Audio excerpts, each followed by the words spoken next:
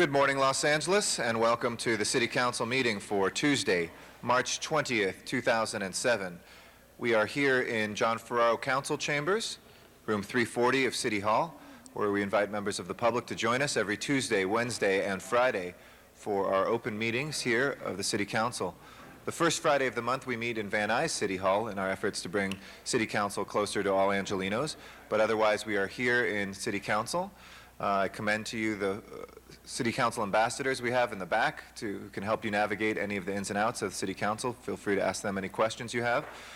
We are always live on Channel 35 and rebroadcast in the evening through LA City View, your city channel. We're also broadcast through our city's homepage, where you can catch live streaming web video of our council meetings at www.lacity.org. And there you can also obtain agendas of today's meetings, any of our City Council meetings, and a schedule of City Council business. Lastly, if you're not close to a TV or a computer, you can always call Council Phone, which is a service of the Los Angeles City Council, at 213-621-CITY, and you can listen to our council meetings or our council committee meetings there via telephone. We also invite members of the public to give general public comment every meeting pursuant to the State Brown Act on items that are under our jurisdiction, though not on our agenda. And any items that come before the City Council receive a public hearing, either in committee or in the full council here.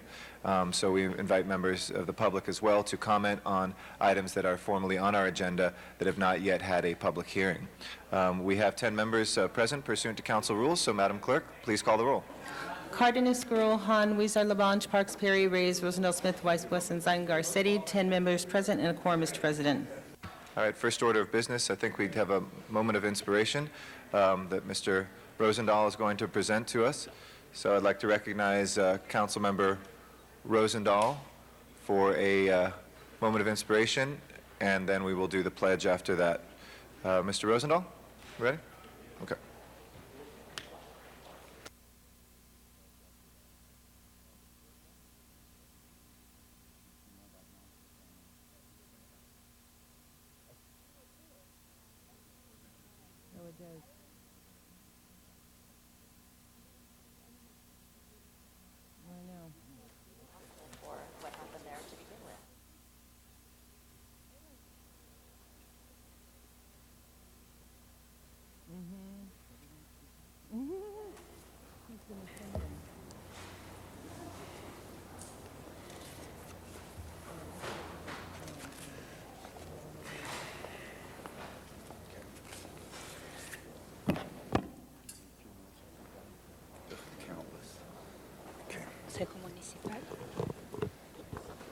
Good morning, Mr. President.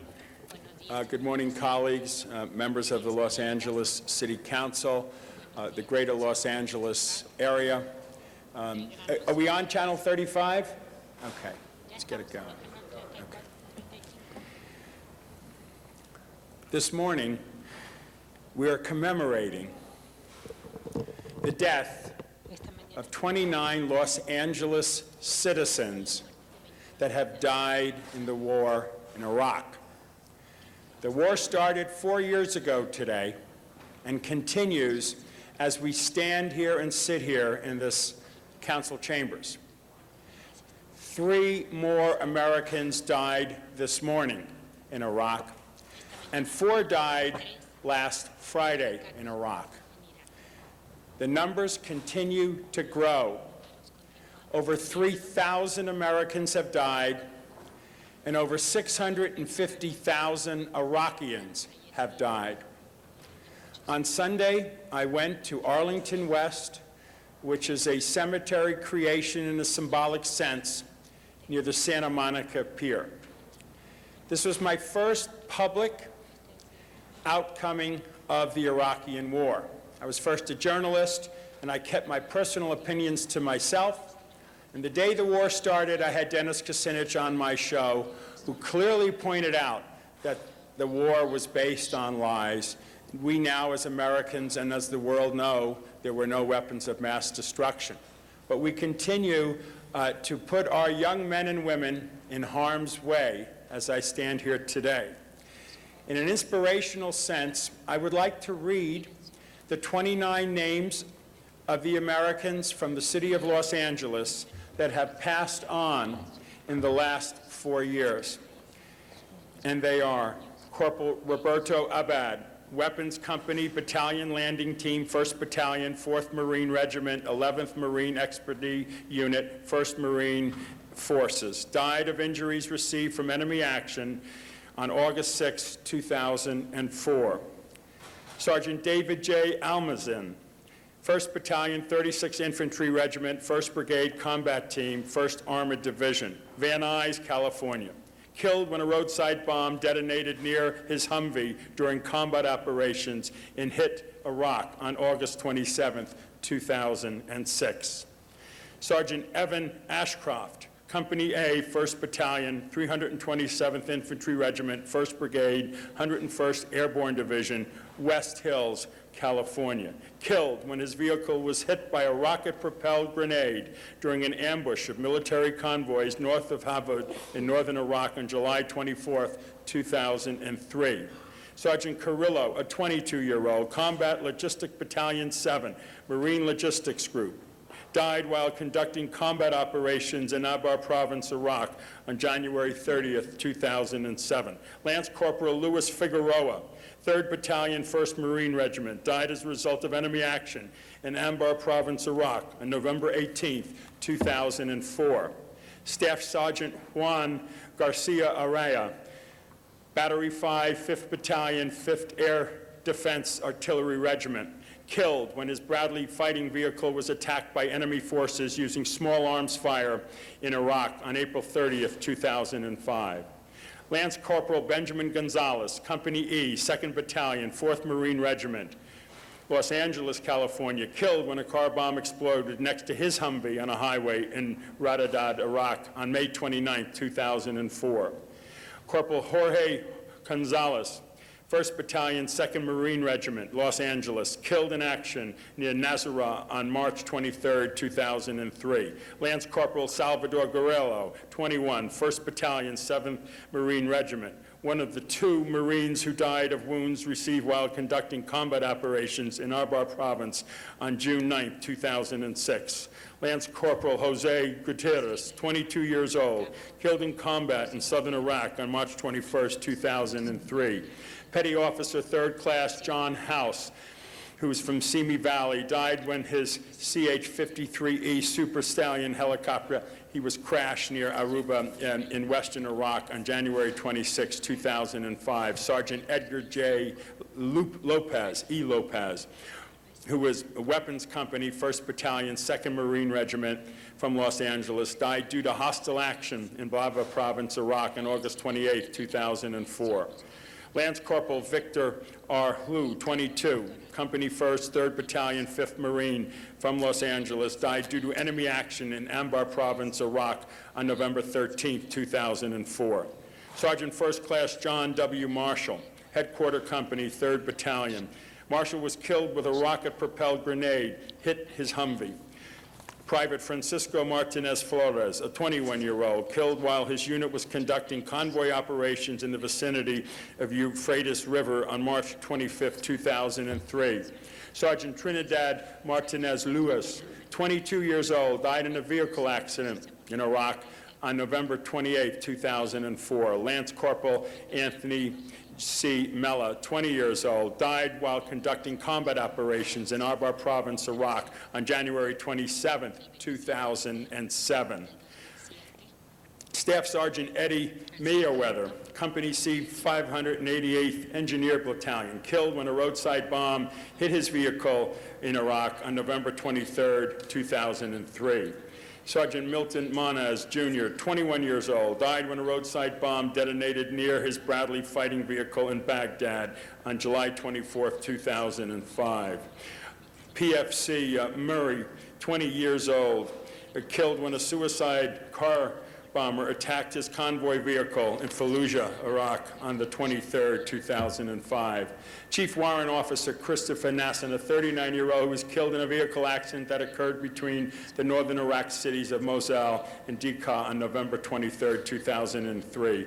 Staff Sergeant Abraham Penadia, 32 years old, killed when his patrol came under sniper fire in Baghdad, Iraq, on April 27, 2004. PFC Jeffrey Perez, 24 years old, died from injuries received from hostile action in Anbar Province, Iraq, on August 15, 2004. Corporal Carlos Pina, 23 years old, died of wounds sustained from enemy small arms fire during combat operation in Fallujah on June 24, 2005. And PFC Razani, 19 years old, Headquarters Company, 1st Battalion, 506th Infantry Regiment. He died of non-combat related injuries in Havana, Iraq on August 27, 2004. Lance Corporal Rafael Rosana Suarez, 28 years old, killed when a car bomb exploded next to his Humvee on a highway in Ramadi, Iraq on May 29, 2004. Lance Corporal Felipe Sanval Flores, 20, one of 6 Marines killed when his 7-ton truck he was riding and rolled over in a flash flood near Al-Sad, Iraq on April 2, 2006.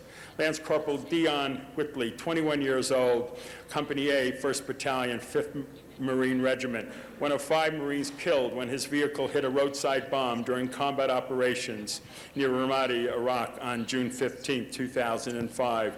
And last, and unfortunately probably not the least or the last, PFC Christopher Young, 20 years old, Company C, 3rd Battalion, 160 Infantry Regiment, California Army National Guard from Los Angeles, died of wounds sustained when a roadside bomb exploded near his vehicle in Swafan, Iraq on March 2, 2007. Mr. Rosendahl, may I add one name to that as well? Joselito Villanueva, who was the brother of a member of the CD-13 family, a Marine sergeant who was killed by a sniper in 2005. Thank you, Mr. President, for that. And in this inspirational mode, and I will be public comment speakers by others, I'd like to introduce Jeff Key, who's also an Iraq veteran, who has played the bugle with taps more times than he wants to remember for those who have passed on. And with your indulgence, I'd like to give him the opportunity to play taps for us. I can please ask everybody in council chambers to rise. Thank you.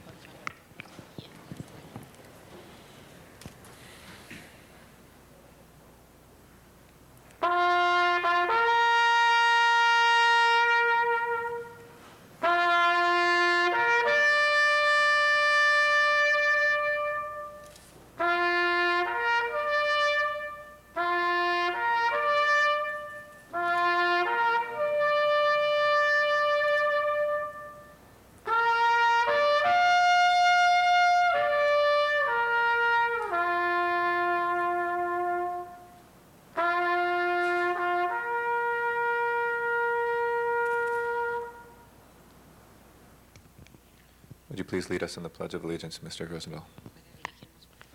Please stand and put your right hand over your heart and repeat after me.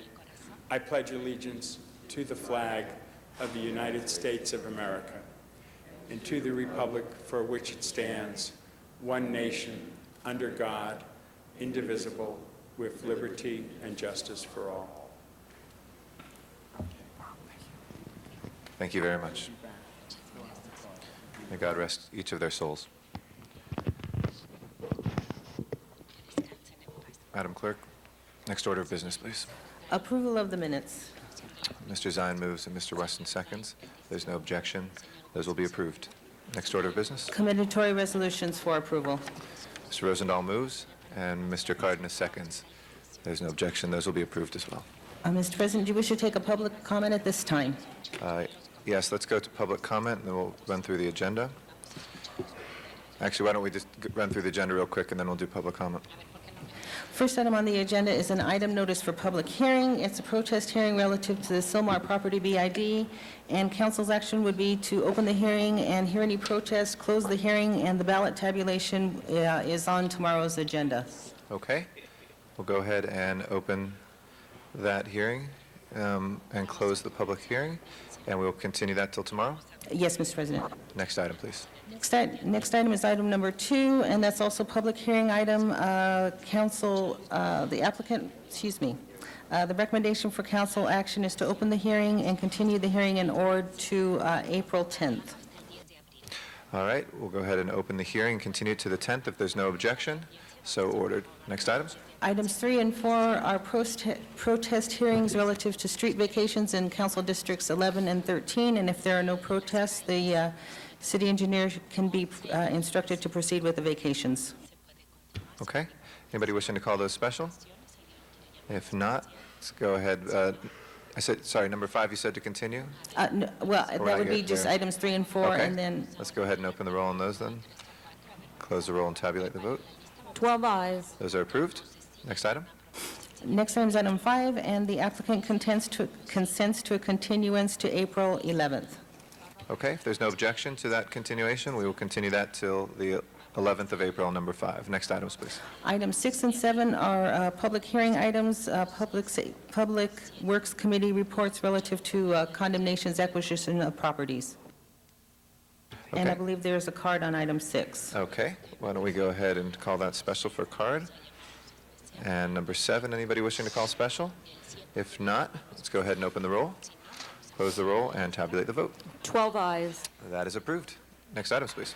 Next items are items for which public hearings have been held. Items 8 through 35, there was a request to continue item number 8 to April 4th. All right, if there's no objection, let's go ahead and continue item 8 till the 4th of April. And Next then on the items. balance of the items 9 through 35, the committee report has been submitted on item number 18. All right. Anybody wishing to call any of those special, Mr. Zine?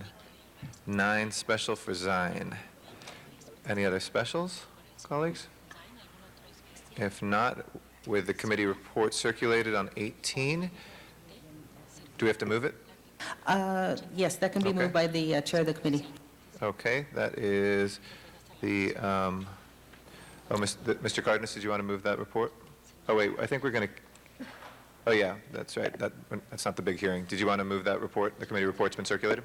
Okay, I'll second that. And on the balance, if we can go ahead and open the roll, close the roll, and tabulate the vote. 12 ayes. That is approved, and those ordinances pass because we have 12. 22 forthwith, if there's no objection, for Mr. Wesson. Next items, please. Next items are items for which public hearings have not been held. Items 36 through 54, 10 votes are required for consideration. All right, we do have some cards, so go ahead and call item 52 special for cards from the public, And also 36. and 36, okay? And we will open and close the other public hearings. Mr. Reyes, specials? I'd like to continue items 41 and 42 for 60 days. 60 days, so that would be till the 22nd of May, okay? There's no objection, we'll continue those two.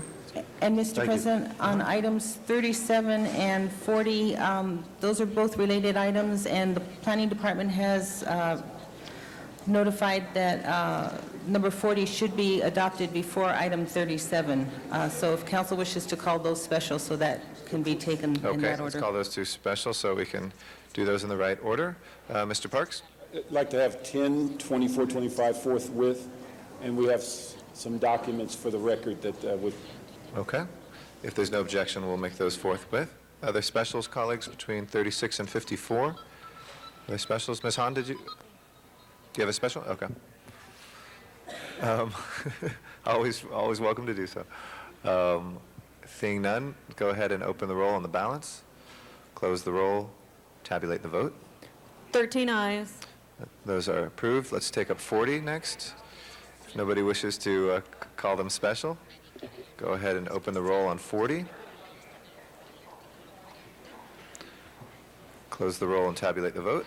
13 ayes. That's approved. Let's take up 37. Anybody wishing to call that special? Oh, it's already special. Sorry to be heard on it. Seeing none, go ahead and open the roll, close the roll, and tabulate the vote. 13 ayes. Those are approved as well. Next items. Next item, Mr. President, on the supplemental agenda is item number 55, and the committee report has been submitted and distributed to the council members. Okay, colleagues, anybody wishing to be heard on item 55? If not, let's go. Does that need to be moved, the report? Yes, and the Okay. chair of the committee can move that if he wishes. And that is Housing Committee. Mr. Wesson moves the Housing Committee report on that one. I'll second that. Go ahead and open the roll, close the roll, and tabulate the vote. 13 ayes. That is approved. Next items, please. Next items are items for which public hearings have not been held. Items 56 through 58, 10 votes are required for consideration. Okay, we have a card on 56, so we'll call that special. We'll open and close the public hearings on 57. Anybody wishing to call either of those special? Seeing none, let's go ahead and open the roll on those two items. Please close the roll and tabulate the vote. 13 ayes. Those are approved. And next items? Mr. President, do you wish to go back to public comment? in Yes, that let's case? take public comment then at this time. Now it's time for public comment on items that are under our jurisdiction but are not formally on the agenda. Members of the public are invited to speak here for 2 minutes, and we have a clock so folks can watch their time there on the podium to best budget their comments. And our first speaker is Chuck Tenon. Good morning, council members and President Garcetti. Chuck Tenon. Federal Flood Control Act of 1941 resulted from the catastrophic flood in Los Angeles that killed 115 people and wiped out 7,000 homes and buildings.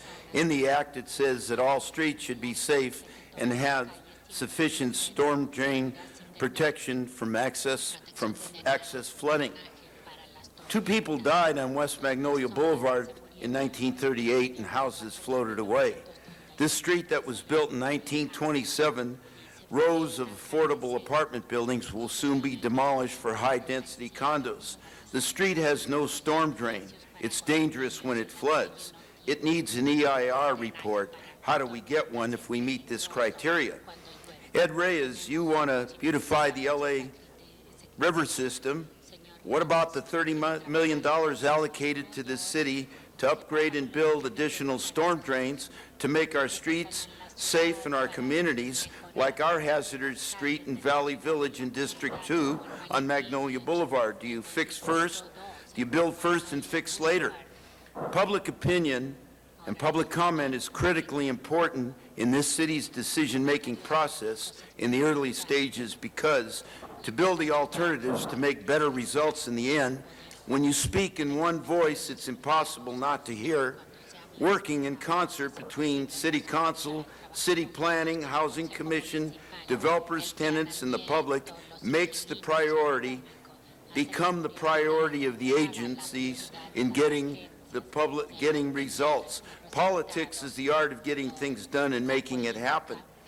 On our street in Valley Village, out of anger, a developer's going to tear down buildings and force tenants out, and yet they're not ready to develop. They don't even have a track map approval. Why do they allow this to happen?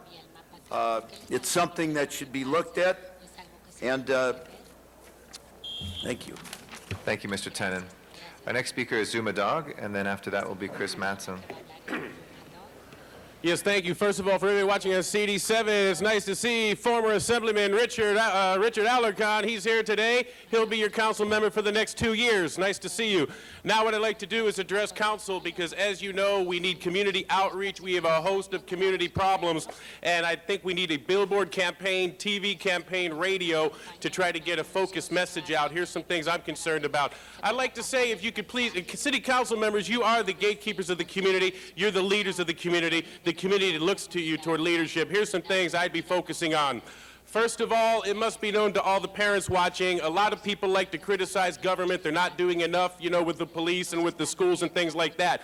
Parents, you cannot leave it up to the government to train your kids how to be decent people. You cannot train your kids how to be good students. No, it is up to the parents. You cannot leave it to the schools to give your kids dignity, respect, and how to become decent, productive citizens. You must take leadership. We talk about mentoring. Be mentors to your own kids so that the schools can do their job, not to discipline your kids, but to teach them the skills they need to be productive members of society. We're having a problem in this city where we're not able to produce enough upstanding citizens to fill the positions we need to carry on. So I'd like to say, parents, please take more responsibility, step up. I know that it's tough, you know, when you have other parents that aren't enforcing rules.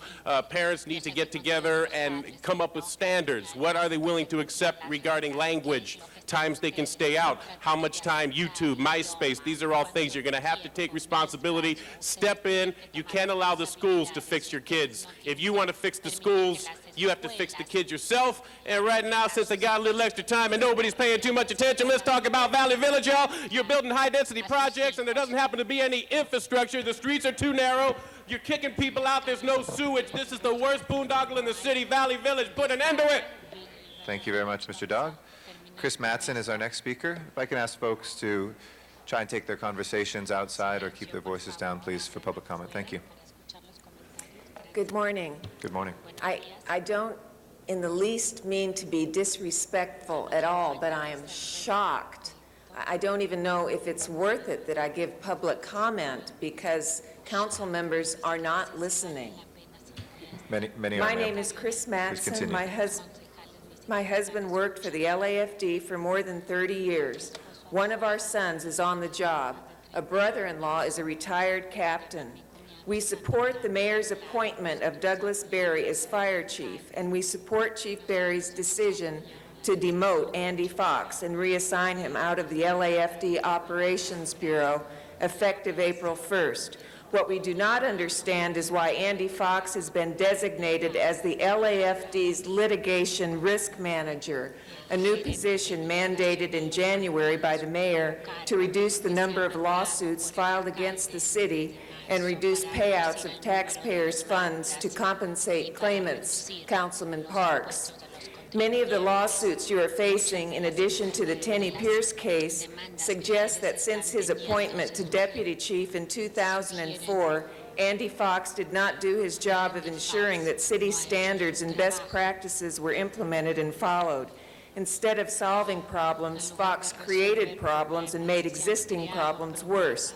The numerous lawsuits Fox is personally named in also strongly suggest that he increased the city's litigation risk and expense, and that he himself has become a litigation risk and liability to the LAFD and the taxpayers. Maybe the taxpayers are listening. Do you support Andy Fox's designation as the LAFD's new litigation risk manager? For the welfare of the city, LAFD employees, and the community they serve, we ask Chief Berry to reconsider Fox's designation as litigation risk manager. With Fox's track record, it appears remarkably inconsistent to designate him to this role on one hand, on the other hand, to know that he would oversee the very lawsuits in which he is named as a defendant or party to. Thank you. Our next speaker is Michael Carrion. After that will be Sylvia Lynn Hawkins, and then after that will be Brian Zolan. Good morning. Yes, my name is Michael Carrion. In 2005, I came here and I explained to you about a tree that fell in a vehicle, and the city did not take responsibility. I feel the city is becoming hypocrites. We're planting 1 million trees, the mayor says. Has anybody done an EPA, an EPR stating who's going to service these trees in 10 years when they grow? I talked to Tony Sobreros or somebody from the city who says that the palm trees are being trimmed once every 10 years. Yet the trees are falling, the limbs are falling, the branches are falling, and the city leaves the residents to pick everything up. The city doesn't go out there and pick them up. Okay? I called in 2006, January 20th, because I felt the tree in front of my house was dying. As of today, no one's been out there to see that tree. I call that incompetence. The city has a responsibility to go out there when they think, especially when they've been notified. The reason they didn't go out or they didn't pay the claims for the first tree was because they stated they had no prior knowledge of the tree being bad. Well, I've given them prior knowledge of this tree being bad. But yet, 13 months later, they still haven't even went out and looked at it. I call that incompetence. and I think somebody should be held accountable. That tree is in Mr. Weezar's district. Mr. Weezar's district has been sitting there for over 6 weeks, contacting the city Department of Tree Services, Public Works, and have barely got a response back a couple of days ago. I call that incompetence, when the city department won't even call your office back. It's ridiculous. I have a tree, palm trees that are falling on top of my vehicle, the branches, and according to Troy, oh well, that's just the way it's got to be. Thank you, Mr. Carrion. Sylvia Lynn Hawkins is our next speaker. Silvia Hatkins es la siguiente persona que va a hablar. Good morning, everyone, and I would like to say Buenos días a todos. Happy New Spring Day. Y yo quiero decirle a todos, As we set feliz this día de new la primavera. audience to check the background check of illegals here in over 20 Yo countries quisiera que of revisen los Africa ilegales and aquí Brazil en más de 20 and Middle países en East. África, en Brasil y en el Medio This will Oriente. also help us to finding Eso out también where is the tiene gangbangers nuestros hallazgos and to stop them from de parar breaking the borderline. This is a disgrace a los for criminales these para que owners pasen to la walk frontera. over and disrespect United States of America public people so that the owners will not be responsible for paying any taxes, Para que los dueños no budget, sean or responsables de insurance pagar on los any impuestos, el illegal seguro worker. de We must not trabajadores allow ilegales. these No business tenemos owners que dejar que to estos hire dueños de people negocios like contraten these and personas pay these illegal ilegales people sin anything pagarles they nada. want to of any amount. We must boycott all Nosotros tenemos que illegals terminar con los from being ilegales. hired by no illegal los business contratan. owners. And now we can get our business in order. I am, again, Ms. Sylvia Hawkins. Otra vez, Thank yo you soy very Silvia much. Hawkins. Thank you, Ms. Hawkins. Our next Gracias. speaker is Brian Zolan. Council members, nice to see you again. Thanks for letting me speak this today. Regarding the new tenant protections from the Ellis Act evictions, Municipal Code 1295.2 can and should be amended to include the protections for evicted tenants of demolition projects as well as conversions. We also need to have the LHD recommended higher relocation rates of $9,040 and $17,080 for seniors and disabled passed to reflect the 2007 cost of living.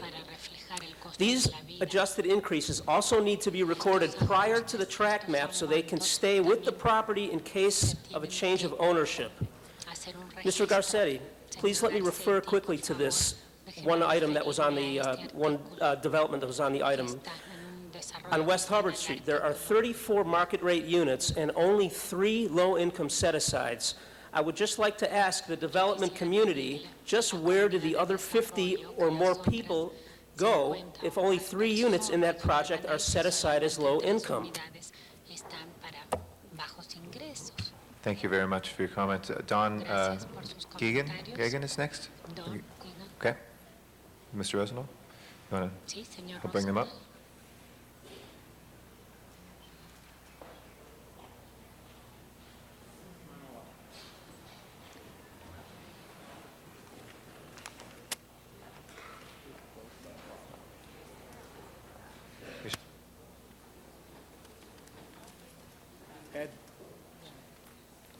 Mr. President, again, I appreciate this opportunity for a public comment with the men and women behind me.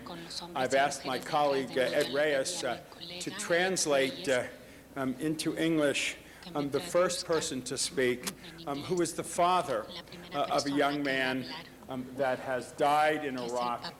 The son's name is Luis A. Figueroa, and holding the poster is his father. Please come to the mic, and Ed will translate for you. Thank you. Por favor, su nombre, Tell us señor. your name. Buenos días, mi nombre es Berto Delio Figueroa.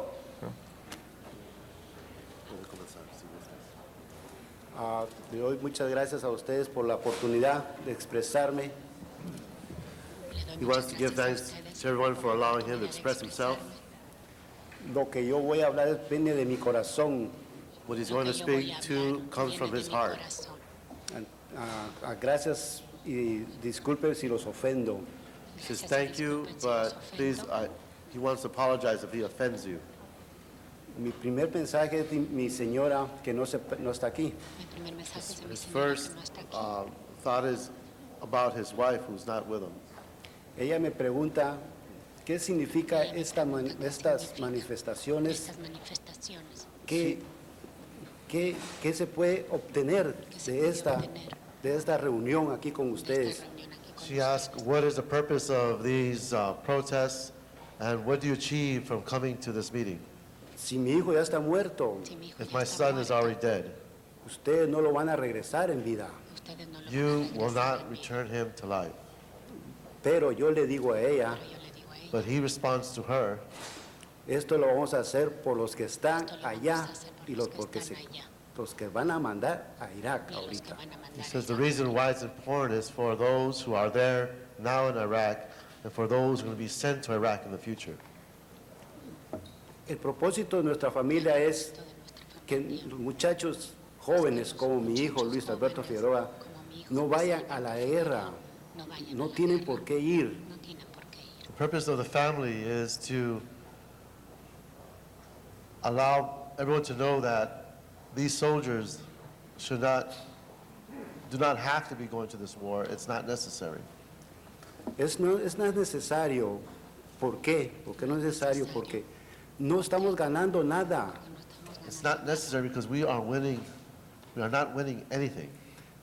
Estamos perdiendo vidas, We're losing lives. estamos perdiendo tiempo, We're losing time. estamos perdiendo dinero. We're losing money. Tenemos familias ahorita llorando, We have families today who are crying, viendo noticias de que sus hijos están batiendo a muerte con unas personas que no nos interesan a nosotros. when they watch the news, seeing that their sons are dying and fighting people that we should have no business with.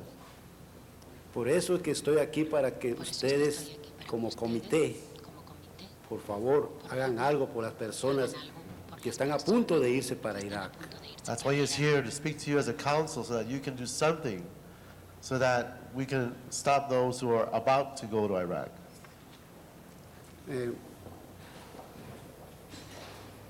Gracias por escucharme. Thank you for listening. Aquí pues realmente tenemos unas fotos Realmente tenemos unas fotos desgarradoras desgarradoras que son de jóvenes. que son de jóvenes. He De has jóvenes. pictures here of young men, de jóvenes que vienen de la guerra, así como él, como ellos, que son bastantes aquí. he has pictures here of young people, soldiers coming back in their condition. Ustedes creerían, si ustedes sienten cómo sienten la familia, de la mamá y papá de estos muchachos, ustedes creen que sienten. Estos muchachos, ustedes creen que What he is asking is, can you imagine how the moms and dads feel when they see their sons and daughters come back in this condition? This picture he has soldiers with amputated legs, wearing false limbs, artificial limbs. Es cosa muy dura para nosotros los padres It's something that's very, very hard for the parents. cuidar a nuestros hijos en esta situación. No es lo que hago yo ahorita, porque mi hijo desgraciadamente murió. To take care of the young men and women in this condition is very hard on the family. But for him, it's something that he's addressing because in his situation, his son is already dead. Eso les pido que por favor, si ustedes pueden hacer algo por estas familias, hagámoslo. He pleads that this council do something to address this issue. Muchísimas gracias. Gracias. Thank you very much. Thank you. I'd like to read a statement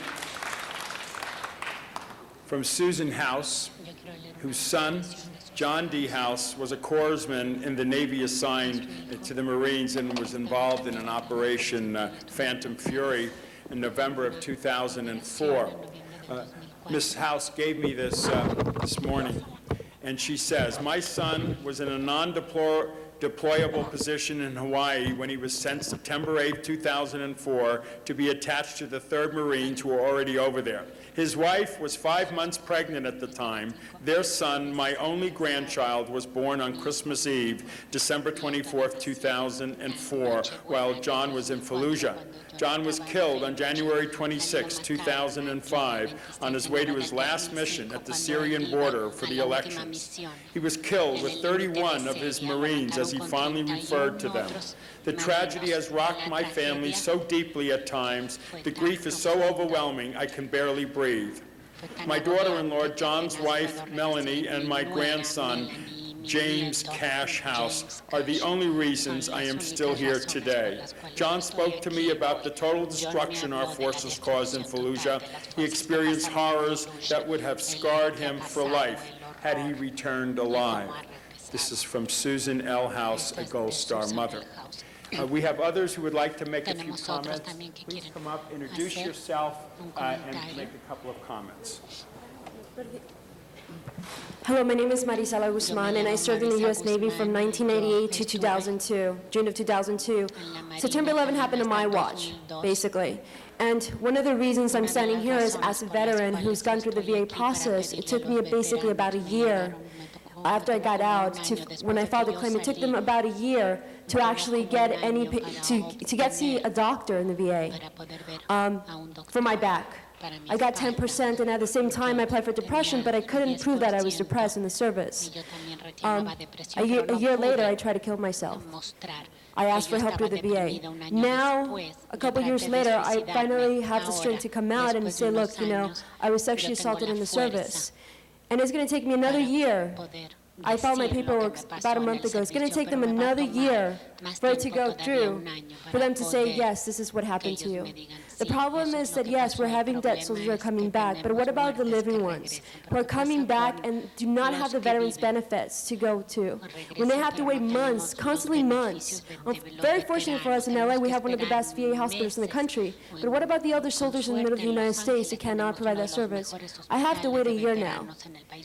This has affected my life. This has affected my marriage. I was one of the top sailors in the Navy, highly awarded, very decorated. But who's going to help me? If it wasn't for my family, I would have been homeless. That is the cost of war. And I'm still here and I'm still fighting. So I was born in LA, Mexican American. I'm very proud to be an American citizen. But what happens is I'm not being taken care of. And there's many soldiers in this country that feel the same way. So please help them, you know. We talk about the soldiers that died in Iraq, but do we talk about the soldiers that have come back and killed themselves? I'm a survivor, and I hope you help these people that are coming back so we don't have other survivors like myself. Thank you. Gracias.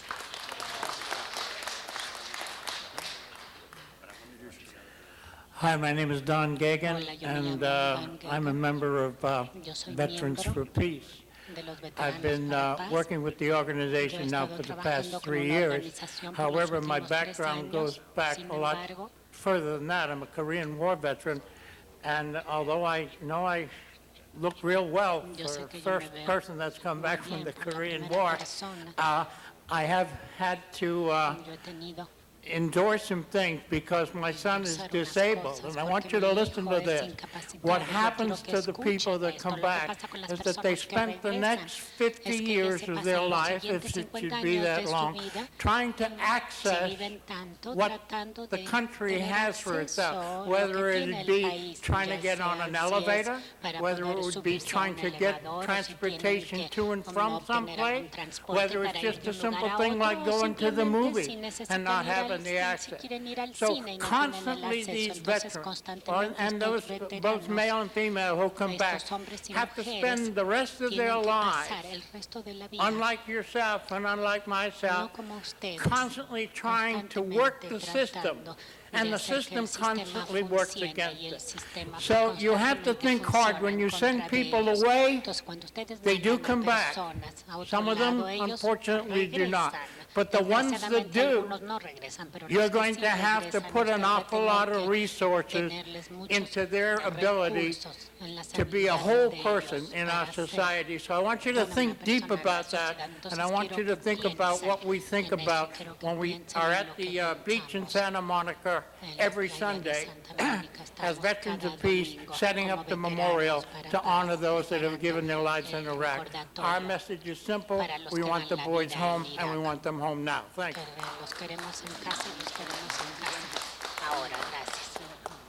My name is Michael Lindley, and I'm a Vietnam veteran.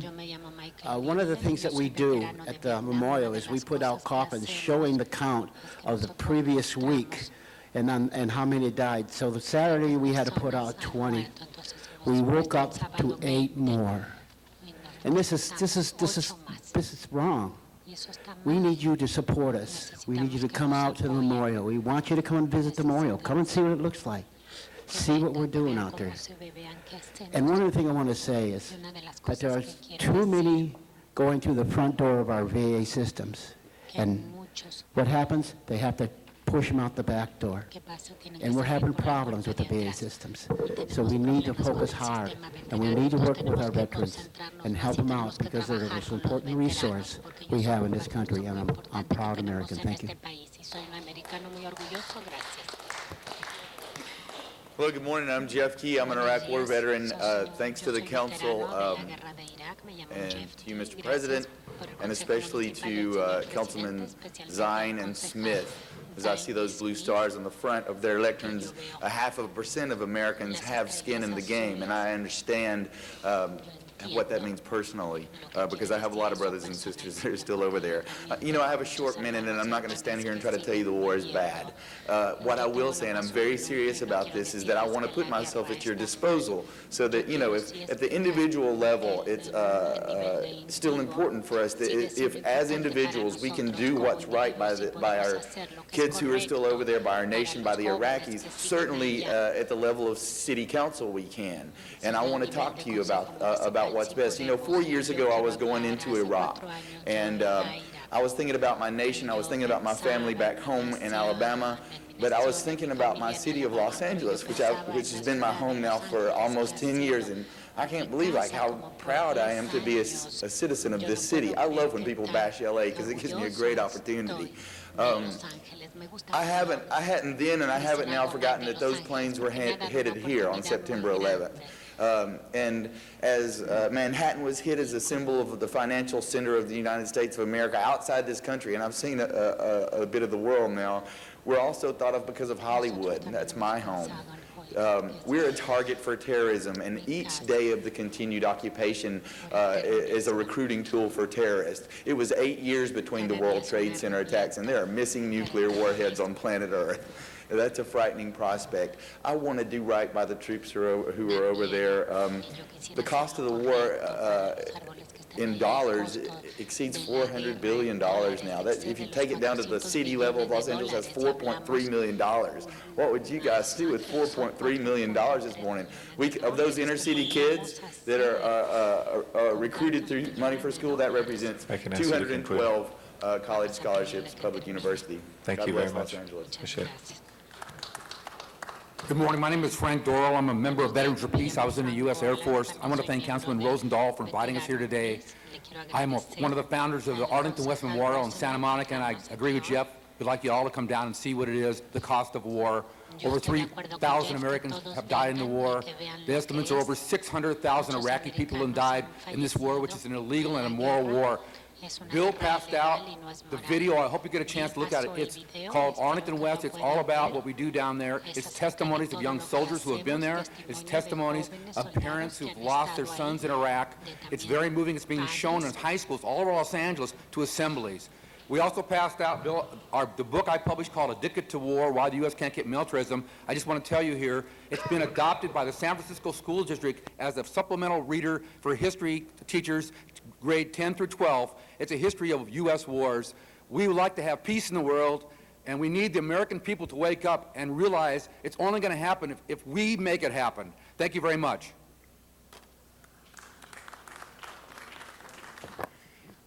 Good morning. Martin Rubin, also known as Jerry, peace activist Rubin's brother, who walked across in the Great Peace March.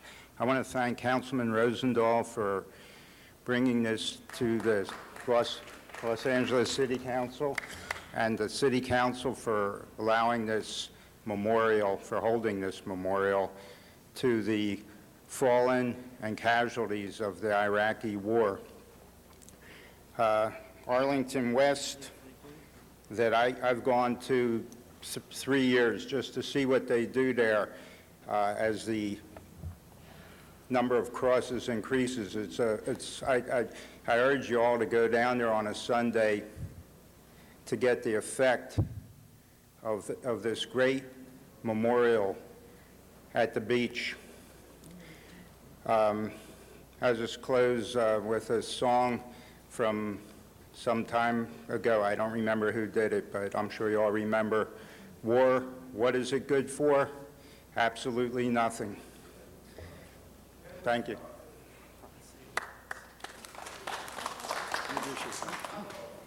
Hi, I'm Susan Hartley. I'm a citizen of, well, I'm a resident of Santa Monica. I'm an airport commissioner there.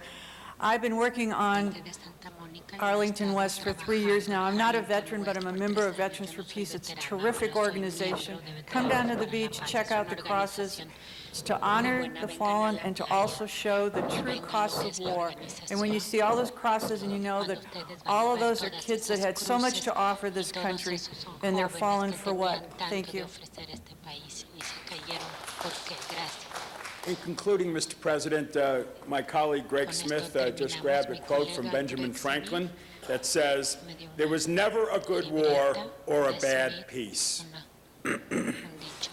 It's my hope that this will be the last year that we have this memorial going, and that the 20th of March 2008, that we're out of there.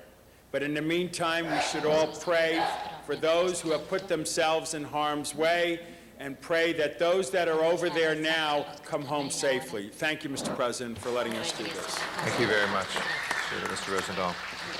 Our next speaker is Oscar Johnson.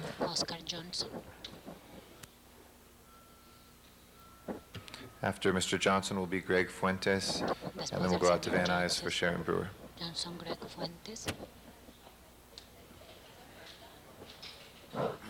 Good morning. Good morning, sir. My name is Oscar Johnson. I'm still concerned about the direction of Los Angeles is going, especially with the Los Angeles Police Department.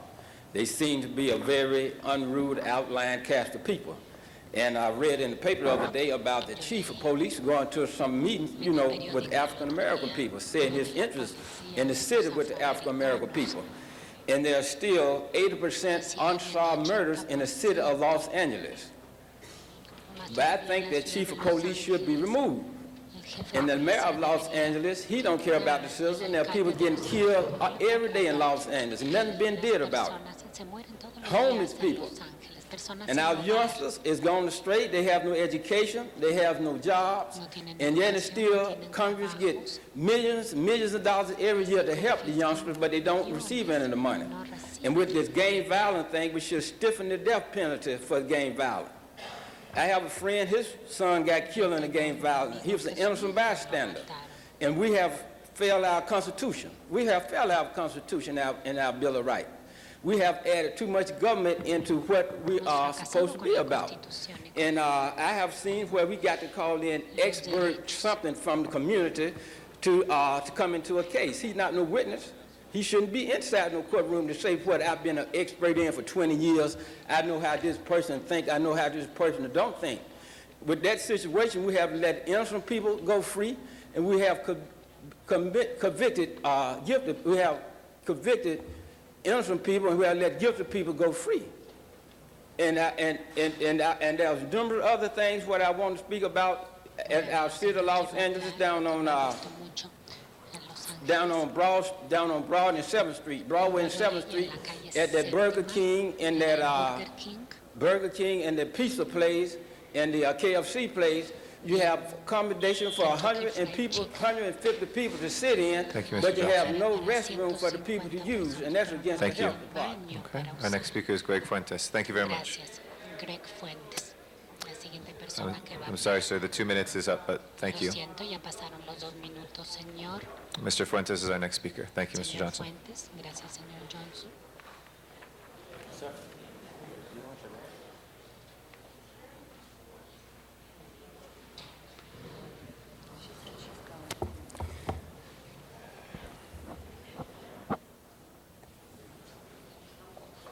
Good morning, council members.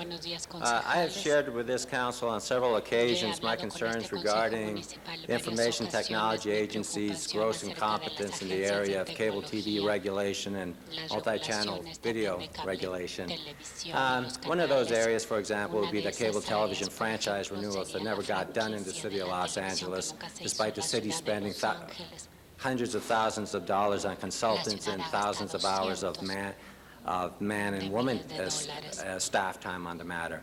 Another area is customer service that cable operators are supposed to be providing to the city of Los Angeles. On several occasions, I have provided examples of information technology not enforcing these standards.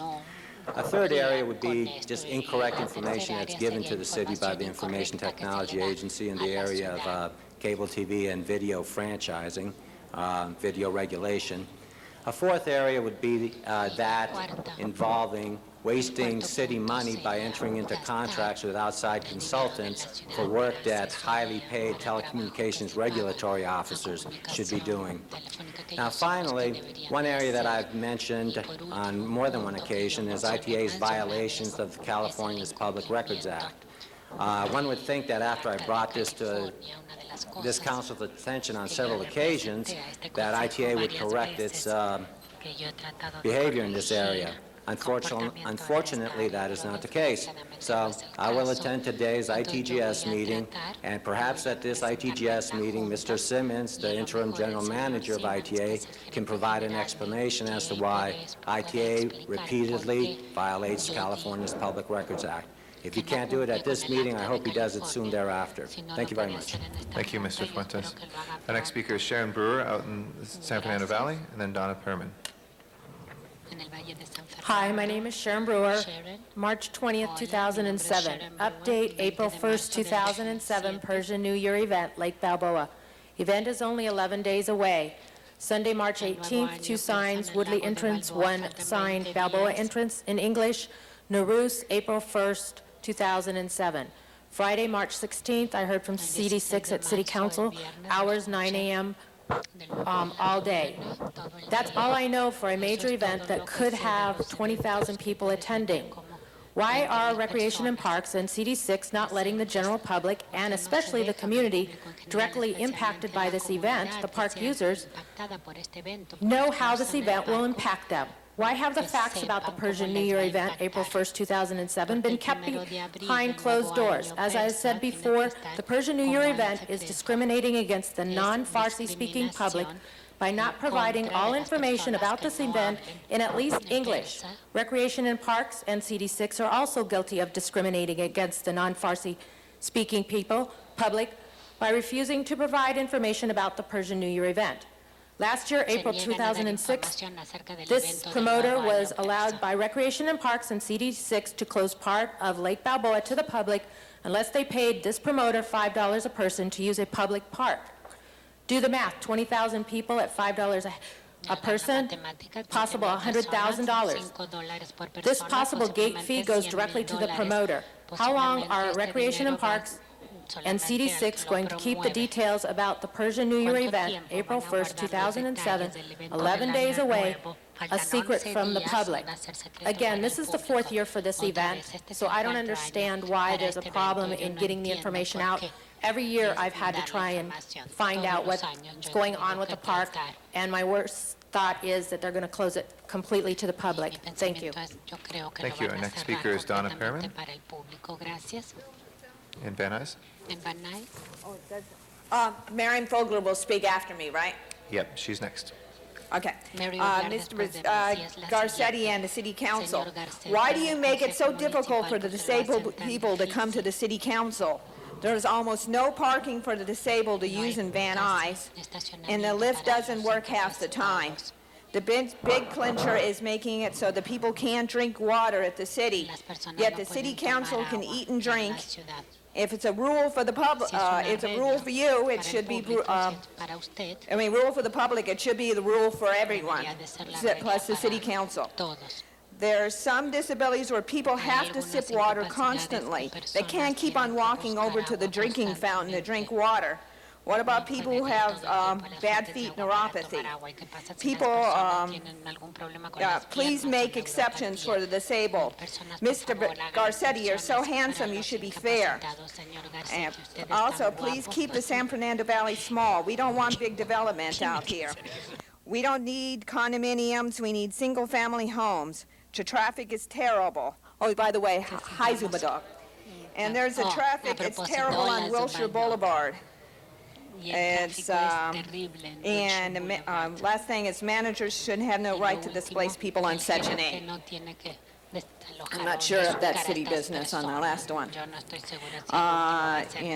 Disabled people and people on SSI, it's hard enough to find places to live. And if they can just kick them out, they may not have a place to live. Okay, thank you. Thank you. And we will look into those items about disability access. We appreciate that. Miriam Fogler is our next speaker, also in Van Nuys, and then Ted Hayes here in City Hall. Good morning. President Eric Garcetti, like she said, you're very handsome and talented, and I can see how you speak. Even you've made good impressions with other people I know. And I would appreciate you would have accommodation for me to be able to sip on my water bottle, because it's not going to hurt anything. Especially I saw the other day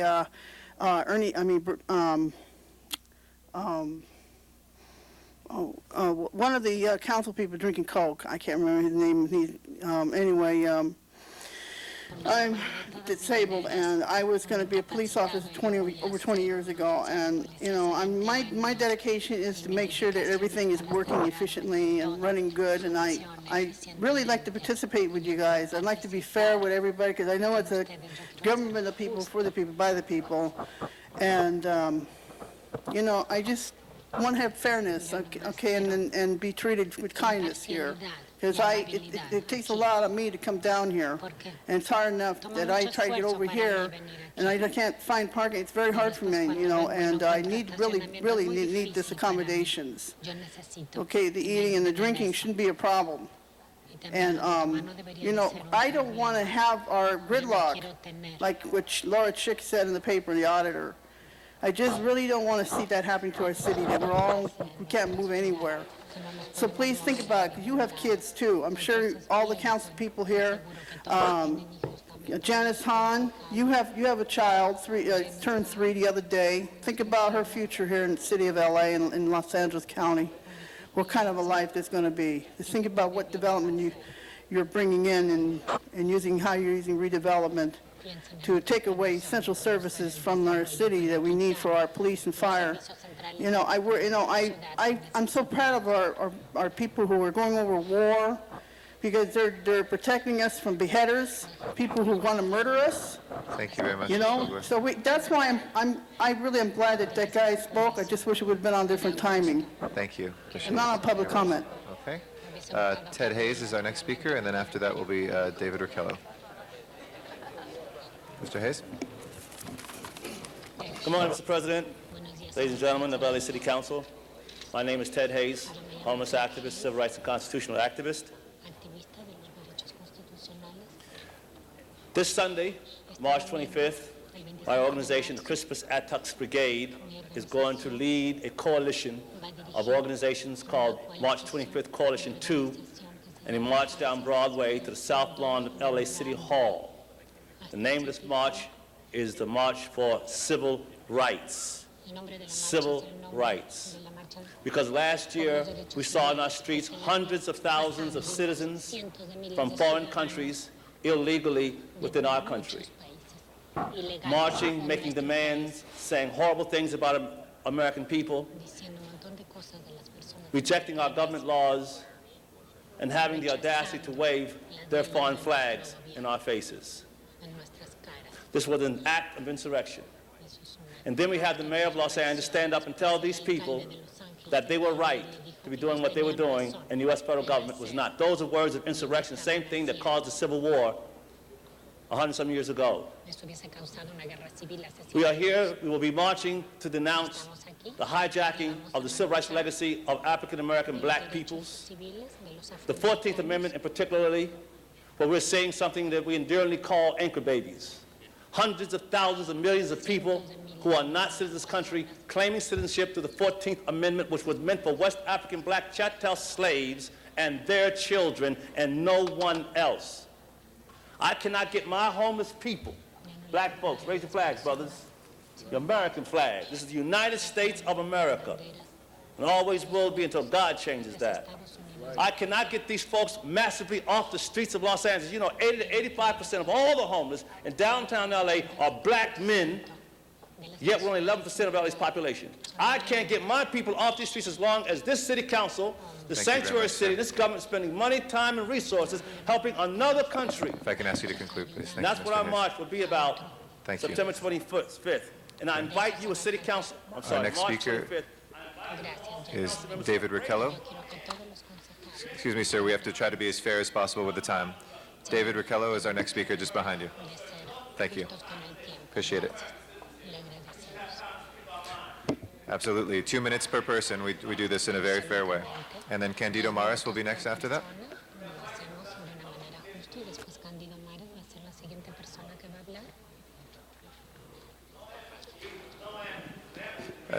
David Riccello is our next speaker. Another American who'd like to speak, please. Good afternoon, council members and President Garcetti. My name is David Riccello, and I'm from historic Filipino Town. Historic Filipino Town is located on the south side of the 101 freeway, bounded by Glendale Boulevard, Beverly Boulevard, and Hoover. It was a dark day on March 5th for historic Filipino Town when Rampart Village was certified by Bonk. A motion to reconsider was filed on March 8th by the Historic Filipino Town Neighborhood Council with no reply or no correspondence. And we are wondering why. How can this happen? How can a community that is only 2.1 miles be cut up into little bits?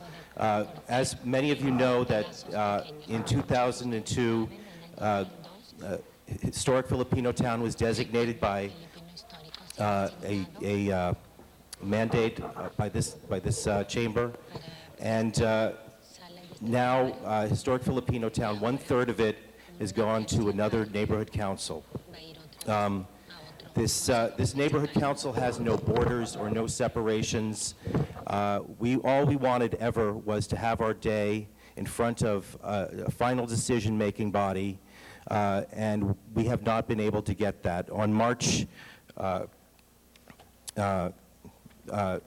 2nd, Greater Echo Park Elysian has gone into discussions to secede the territory, 2/3 of historic Filipino Town, to the Historic Filipino Town Neighborhood Council, and we just want more time. We'd like more time. Thank you very much. Thank you, David. Nice to see you here. Candido Maris is our final speaker for public comment. Good morning, Mr. President and council members. As an American whose family has served this country since the Civil War and who currently has 2 nephews, Sergeant Dan Modis and Sergeant Joe Torres, currently serving in Iraq, I want to thank Mr. Rosenthal. Thank you, Mr. Rosenthal, because you always remember the forgotten ones. I know you're out of the room, but you did that when we talked about the consolidated plan and the federal dollars that we're losing there, and you asked each and every one of us to speak to our leaders in Washington and demand that they do something about this, because we're being affected from our streets all the way to Iraq. So again, council people, I thank you. And Mr. Rosenthal, thank you very much for remembering those who have been forgotten. Thank you, Mr. Maris. That closes our general public comment. Madam Clerk, first item called special. First item, Mr. President, is item number 6, and that was called special for cards from the public. Okay. I'd like to invite forward William Harmson at this time for item number 6. Good morning, Mr. President and City Council members. I'm here on behalf of the owners of the properties on whose behalf I've been invited to speak in opposition to the proposed resolution of necessity. I would urge the City Council to avoid the expenditure of millions of dollars unnecessarily.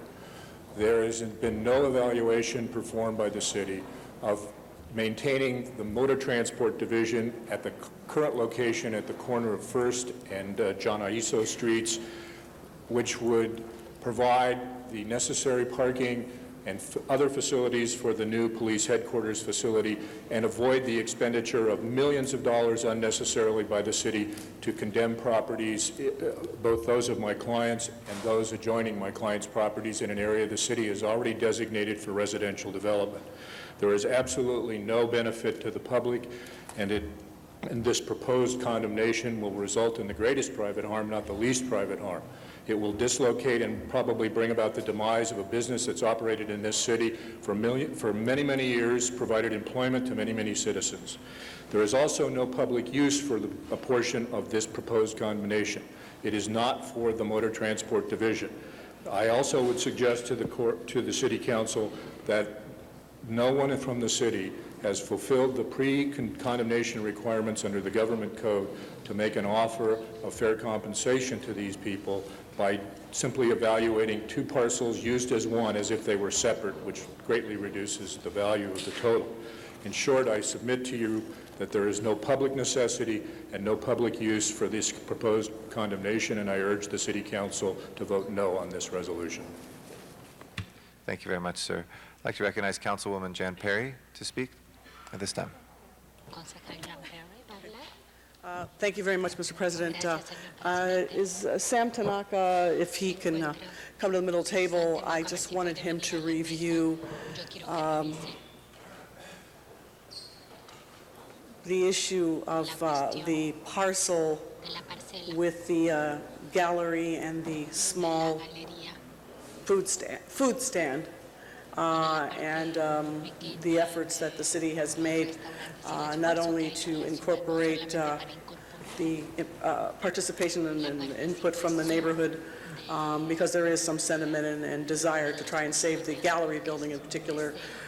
So could you also highlight the cost differential if we did not acquire that parcel and, build on it, and what we've done to reach out to the community and incorporate their desires in terms of having a space? Good morning, President and council members. Sam Tanaka with the Department of Public Works, Bureau of Engineering. As far as the police administration building, it's about a 4-year process. We've gone through about 27 community meetings to reach where we are today. Currently, the design is complete, and we are in the process of going out to bid for construction of this project. As far as Savings to Higgins building, it will require us to redesign the project, which will probably delay us about 6 to 8 month process. We're looking at 10% escalation, probably in the $3-4 million range as far as redesign of this project. As far as we went through an environmental impact process, the environmental impact report was approved by this council. And we're willing to go. The land is required to complement the police administration building. The land is going to be used to provide 800 parking spaces for the police administration building, as well as... Mr. Tanaka, if you talk about the retail space, the community space on the street level. The project along Main Street has approximately 250 feet linear space for retail component, about 3,500 square feet of retail component incorporated into this project. And would an activity such as the art gallery be encouraged to relocate in that space? That's correct. Okay. And I just wanted to highlight the outreach, and that community input was sought and received, and actually, I think in many ways made the design much more interesting and attractive. That's correct. Okay. Okay. Thank you, Mr. Chair. Thank you. Mr. Labange is our next speaker. Can I ask a question on this matter? Mr. Tanaka, thank you for your great years of service. What is planned for the Los Angeles block of Los Angeles Street, Temple Street, Judge John Aiso Street, and First Street? We know we have the new jail facility, we have the communication center, What is planned for that? On the corner of Judge Iso and First, we are proposing a public parking structure below grade, subterranean, and a design of a beautiful public plaza on top of that, on that corner. Great. And what about where Parker Center sits now? Is that building, has it been determined whether it's going to stay or go? It has not been determined. Right, okay, good. All righty, thank you. And the art gallery, which I think is a wonderful thing, how do they, whatever their rent is today would be different in their rent in the future. Are you able to compensate them any which way? I believe we can. That's something after the construction is complete that the city would have to address. Right. And just another technical question, because they did this when they built the Red Line, they didn't have a subway undercrossing where there was a lot of pedestrian traffic. Everyone who goes to this building, it is on the, it's south of St. Viviana's? That's correct. On that side of the street, where the old Union Rescue Mission was. That's correct. And so everyone who goes there will cross 2nd Street at Main Street. That's correct. Is it potentially possible you could at least think to put a diagonal crosswalk there too as well? That's something we have to explore with the LADOT in terms of a diagonal crosswalk. Would you think it would make sense? You're an engineer. You handle big things. Certainly, a discussion could be made with the LADOT. Hey, Sam, also, you personally, something's happening to you personally, right? Anything new with you? I didn't understand that question. I signed a resolution for you. It was a surprise. Thanks, Bernard. Is it a surprise? I hope not. Okay, good. I hope not. Hey, this is one of the great guys of Los Angeles, Sam Tanaka, a great engineer. I may have stepped on it real bad right there. I apologize, Sam. But it was a resolution to salute you for all the work you've done in the past. Thank you, Mr. President. Thank you very much. Anybody else wishing to be heard? We got one other card on item number 6 here, Russell Brown.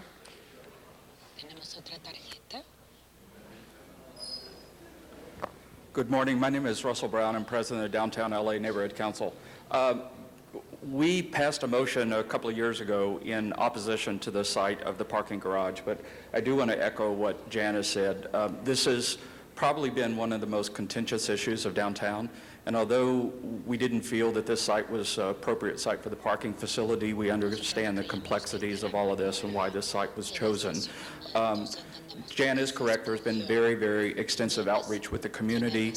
There's been an extensive process of redesigning this to be as good of a neighbor as it can be. St. Viviana's Cathedral and the condominiums will be right next door. There's a huge residential commercial project scheduled right south of it. Linda Leah Theater and Grand Avenue will all be part of this. So we look forward to working with the city to continue to make a great neighborhood as possible and have a great design. And thank you for the caucus meeting on Saturday, and I guess I need to say how beautiful you are also. Thanks. Thank you, Mr. Brown. All right, I didn't know this was a roast, but we will close public comment and open the roll, close the roll, and tabulate the vote. 13 ayes. That is approved. Next item, please. Next item, Mr. President, is item number 9, and that was called special by Councilmember Zine. Mr. Zine, number 9. Mr. Zine, number 9. Thank you, Mr. Garcetti, you handsome man, you. Well, that's what the two ladies said, so I'm just repeating what I heard from the speakers in the valley. I'm sorry, your time is up, Mr. Zine. If I could have the representatives from the police department come forward from air support and also Commander Garner. Two issues that we have before us, and we want to let the public know that we're concerned about the recruitment efforts within the Los Angeles Police Department. And there's two programs. You come up to the table, Commander. Table.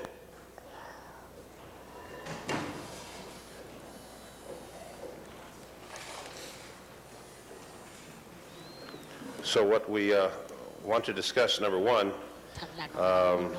let's discuss the air support. You're a tactical flight officer, and you fly in a helicopter over the city of Los Angeles and assist the ground units and respond to calls.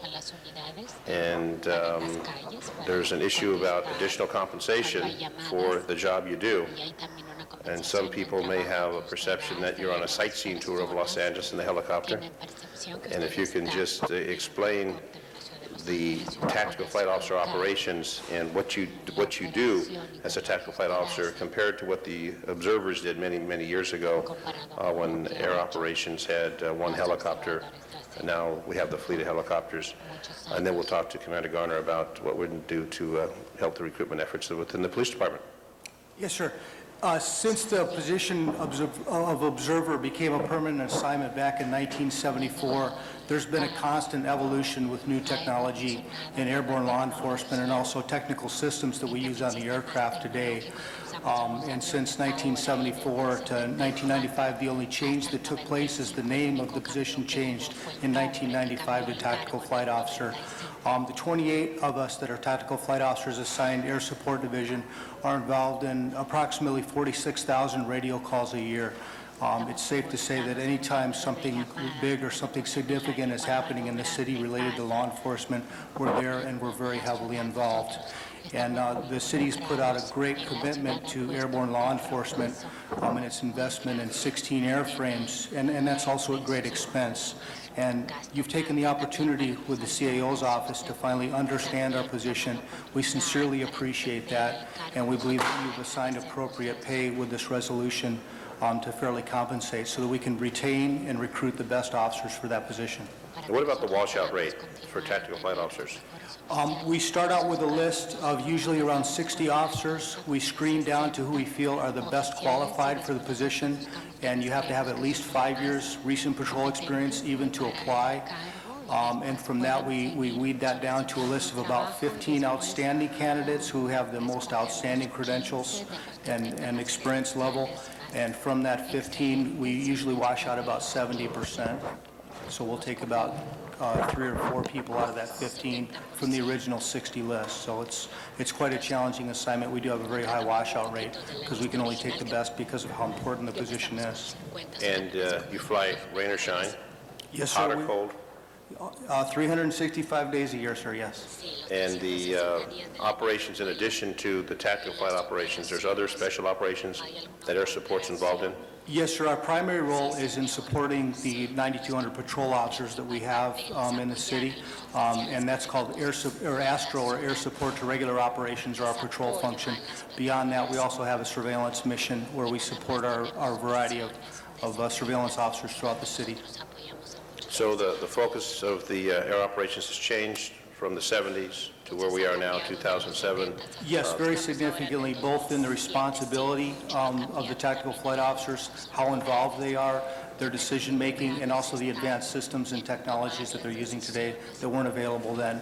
And it's important to understand that in using these systems, we're not merely camera operators, we're tacticians, we're street cops that also have to be camera operators, navigators, communicators, and we're looking for officers that have that total package. So it's a very unique skill set that we're looking for.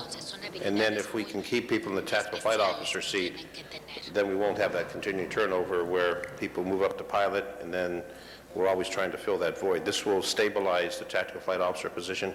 Absolutely. It's such a challenging assignment. It takes between 18 and 24 months in order to really get up to speed until you're really proficient. And then we find within just a few years after that, people are looking for a transition because they want better pay, basically. And this will go a tremendous way to stabilize the position so we can retain and draw the best candidates for the job.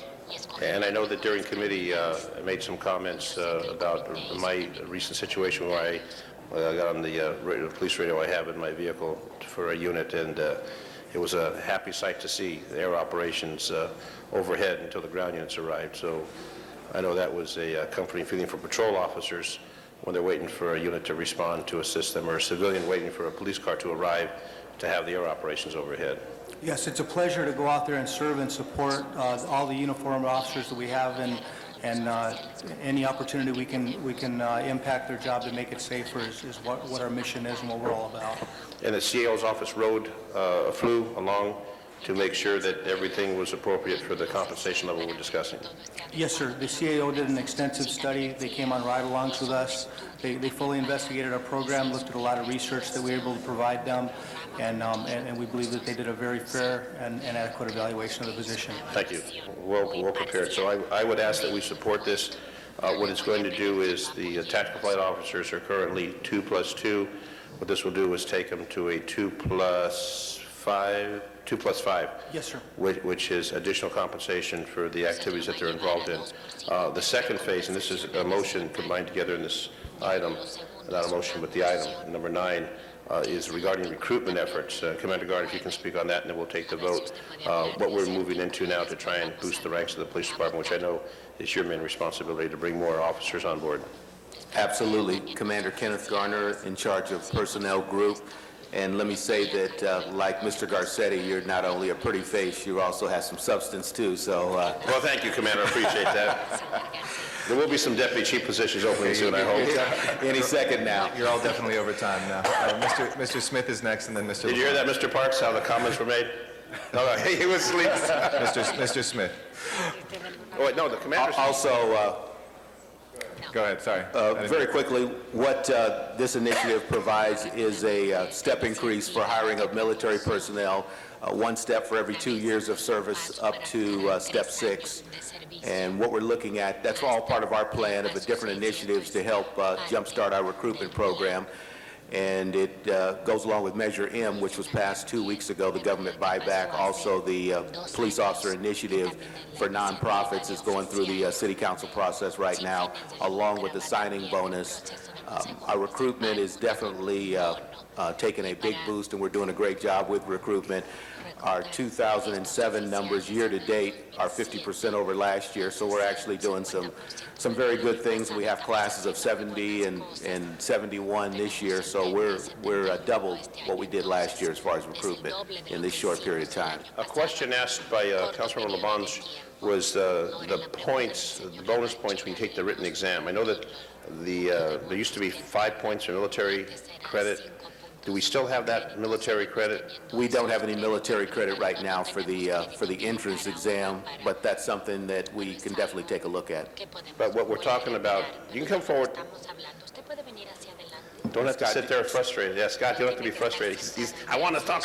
Go ahead. Scott DeYoung, Personnel Department. Yes, candidates still receive 5 points added to their score for military credit. They do receive the 5 points? Yes, they do. Okay. So what we want to do is obviously recruit people, and military personnel are already trained, so that helps with that. What we'll do with this is they will start at a higher pay scale. So what we're talking about, whatever the pay, 52 or 53,000, they'll start at a higher level. Yes, they will. Start at a higher level and maintain that. And it's an incentive. We get calls every day from military personnel who are shopping police departments to find out what the benefits are. So this is one more benefit in our favor. Now, I noticed an ad, and I'm trying to find it in today's Daily News, a full-page ad by the Correction and Rehabilitation State of California, that full-page ad, starting at $73,000 a year. Have you seen that ad? I've seen different ads. I'd have to check those figures just to make sure, because that's hard to believe. I'm trying to find it. It's because I read it this morning in today's Daily News. It's a full-page ad that the Department of Correction and Rehabilitation has taken out. We're not at that level of starting police officers. No, we're not at that level. And like I said, my information is they're not starting that high, but when you put in different incentives and overtime and everything else, that's where they're getting that number from. But like I said, I'd have to actually see that. Okay, so it's a bait and switch by the state, but we're honest with the people and tell them what we're going to pay when they start. Yes, we are. Okay. Thank you, Mr. Honesty and integrity in the LAPD. I appreciate that. Captain, you got to say something. And then we'll go to Mr. Smith. I would like to say that your Air Support Division is like no other airborne law enforcement unit in the world. No one directly supports the field officers the way that the Los Angeles Police Department's Air Support Unit does. They fly over 17,000 hours a year and respond to some 50,000 calls. Interestingly enough, just here in the past 2 weeks, our folks on night watch were directly responsible for apprehending 3 murder suspects and recovering 5 guns, which would not have been done without the talents of the tactical flight officers that work for this division. and you're very proud as the captain of that Absolutely. operation. I will tell you, I was up a couple times, and you'd only have to like to fly, but your stomach has to accept that. I mean, I'm flying on a motorcycle on the ground, but flying the helicopter, especially when they're doing those circles, orbits, or whatever you call them, try and throw you out the side. You guys had good stomachs. I commend you for that. One of my colleagues I know flew recently who speaks very highly of his experience, Councilman Greg Smith. I think you're up to speak, Greg? Mr. President, that's done for me until we take the vote. Thank you. To our handsome Council President. No comment. Mr. Smith. Thank you very much. And as the maker of the motion on the technical officers, I just wanted to tell you about a story I heard, and Captain, you can tell me if I'm wrong, but basically when the position started initially, when air support started, you used to pick up P2 traffic officers to be up in the helicopter with binoculars, and that was the job at the time. Motor cops. They were motor cops that were brought in with binoculars to look out for the pilot, and that was the job. And so the pay at that time was P2 plus 2, motor officer entry level. And that's what the pay has been for almost 40 years, and it's never changed. In that time now, a tactical flight officer, you run the GPS, you run the FLIR, the lights in the system, you run the radio systems, which is about 20 channels you monitor. Is that correct? Yes, about 20 channels or so, and you give directions to the pilot who just sits there and kind of flies the thing around. So really, if any of you go up in Air Support Division and watch these guys in action, the flight officer is doing 90% of the work while the pilot's just steering the boat along, if you will. And I was totally impressed with the professionalism and how you juggle that responsibility was beyond me. Besides looking out of the window and telling your pilot there's somebody on the right or the left, watch out, we need to be looking at the officers in the field. And I just was incredibly impressed, and that's why I brought the motion in to adjust the pay accordingly. And I think it should even go higher, but this is the first big step in some 40 years, and I think it's an important step. And I just want to personally say to you, as I've said to other officers in the Air Support Division, I can think of a number of times down on the streets in that patrol car as a reserve officer when you guys saved my fanny. One in particular, when I was going to enter a driveway behind a liquor store with a 211 in progress, with a man in a shotgun running right toward where I was going to go. And the airport support guy said, "Stop where you are, do not enter the driveway." And if we had, we would have been in the middle of an really uncomfortable situation and shooting probably.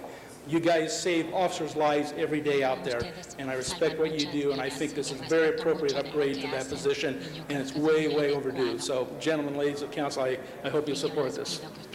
Thank you. The city attorney did have an inquiry about your language there when you referred to what they saved of yours, but it's past muster. Mr. Labange is our next speaker. Thank you, Captain Rundon. It's good to see you getting again. The Centurions played on Saturday again. They won. So, he's an old Centurion football officer.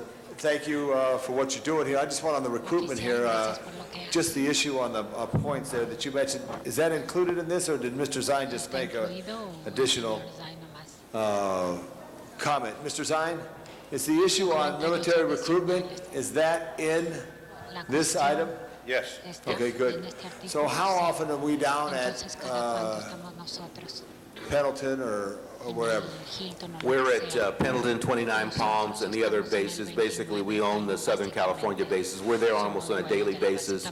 We're the only ones that Pendleton will let advertise and have posters on base. We attend their transitional classes for people leaving the military. Last year, we went to Fort Lewis, Washington, and tested up there, tested 70 in Fort Lewis. We're going to expand out this year to Arizona and Nevada. So we do a very good job in military recruiting. And our housing program is connected to that too, because I know there's always criticism of those who work for the city of Los Angeles. They don't live in the city of Los Angeles, and it's very difficult to buy housing. I know Playa Vista has a program that tries to reach out to teachers and police officers. I don't know how many are there, but I hear about that. up to school on that? Because that's the biggest challenge people have, how much it costs to live in Los Angeles. Exactly. I was in the Personnel Committee yesterday, and we're meeting with the Housing Authority. We're coming up with some innovative ideas to not only look for apartments, but also to look for, to be able to have officers buy within the city without government intervention or government funds. So we've got some pretty innovative things. I've got some good people on my staff, and so I'm very excited about where we're moving in that area. Okay, and I also want to thank Jeff Key, who was here earlier. He's a veteran who Mr. Rosendahl had start this meeting out. He wants to hear this too, because he'll spread the word about the opportunities that Los Angeles has. And it's not just for, is it just for police officers or all civil servants? I'm looking for a personnel person. Are there 5 bonus points for someone who wants to be a park maintenance supervisor? That's correct. Everybody's entitled to that 5 points. Across the board, so that's real important. Okay, thank you. Thank you very much, Mr. Labange. Mr. Rosendahl is next. Thank you. Thank you, Mr. President. And golly, Mr. Smith, they saved your butt, you said, which is really good to hear, to have you sitting next to me. Advanced steps for hiring for police officers with military experience is unknown at this time, would be a maximum of $7,400. How'd you get to that figure? I have to bring up Scott DeYoung from the Personnel Department. They're the ones who did the workup on it. We initiated the idea, and they did the workup and the write-up on it. Any idea on that? Why don't you just sit down and relax on the chair? Good. As the commander stated, candidates would be eligible for 1 step for every 2 years of service, up to a maximum of step 4 on the pay scale. And so that would be the amount that the additional amount they would start at if they got the maximum and started at step 4. Of course, it's terrific, obviously, as a veteran, and knowing what veterans bring to the table is critical for our great city. What kind of recruitment process are you doing to hook in to veterans so that they're aware of this program and they would, apply for it and become part of it? As the commander mentioned, the recruiters are down at the bases all throughout Southern California, the Southwest. Frequently, we advertise in publications and online, things like Military Jobs, GI.com, things like that, some of the transitional publications. Once this is approved, we're definitely going to start getting that word out. Military is attractive for a lot of reasons, the service ethic, the experience they bring to us, the fact that they're used to relocating, the housing issue was mentioned. This is a pool of candidates that doesn't have a problem coming to Southern California, even if they're originally from somewhere else. Have we done an outreach to the VA? We have a big VA operation in my district there. There are a lot of vets that use services there. Frankly, there are a lot of vets that are homeless. Can we build it into the VA strategy of rehabilitation of vets and also opportunities for vets? We have not done anything, but we can certainly look at that, yes. Could I ask for an amendment on this then, Mr. Zine, that they explore opportunities of relating this to the VA and to veterans, and the 2 veterans properties, one in my district, one in Mr. Smith's district, as an outreach program to let them know there's job opportunities? Okay, Mr. President, I put in a friendly motion, and was seconded by Mr. Zine, to make an outreach to the Veterans Administration, to our properties in our city, to veterans there that might see opportunities for future employment with them. Thank you. Okay, thank you. Thank you very much for doing this. Appreciate it. It'll be accepted as a friendly amendment. Mr. Zine. Thank you to my wonderful staff. They found the ad. Earn up to $73,000 a year. So if you look into that, maybe we need to increase the compensation for our entry-level officers. Because if they're paying that to I'm ready. Corrections and Rehabilitation, you're signing up, huh? That's the trickle-up theory. I mean, that's really a full-page ad. So obviously these are folks who work in the prisons. It's much better working out in the streets, I would say. Anyway, I think I'm the last speaker. I'd just like to urge everyone to support this, to pass this, and good hunting for the recruits, and good flying up in the sky. And Captain, you're doing a fine job. Scott, thank you very much.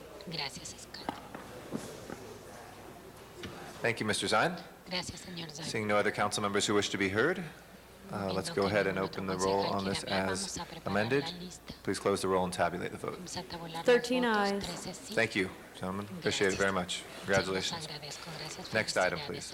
Item number 36, call special for cards from the public. Okay, item 36 is called special for a card. Don't seem to have the card up here. Let me see if we can find it. I have 52 and 56. Madam Clerk, do you have the card? No, I don't. The sergeant let us know that there was a card I'll on just announce 36. to the public then, does anybody wish to be heard on item 36 that's in the audience? We don't have any cards up here. Seeing none, then, we will go ahead and close the public comment on 36. Any council members wishing to be heard on this item? If not, please open the roll, close the roll, and tabulate the vote. 13 ayes. That is approved. All right, next item, please. Item 52, call special for cards from the public. Okay. Next is item 52. Mr. Zuma Dog, is he here? Mr. Zuma Dog, I don't see him, so we'll close the public comment on 52. Anybody from the council wishing to be heard? Seeing none, let's go ahead, open the roll, close the roll, and tabulate the vote. 13 ayes. That is approved. Next item, please. Item 56, call special for cards from the public. All right, that too is for a card from Mr. Zuma Dog. I don't see him here. Going once, going twice. Close the public hearing on that. Council members wishing to be heard on 56. Seeing none, let's go ahead and open the roll, close the roll, and tabulate the vote.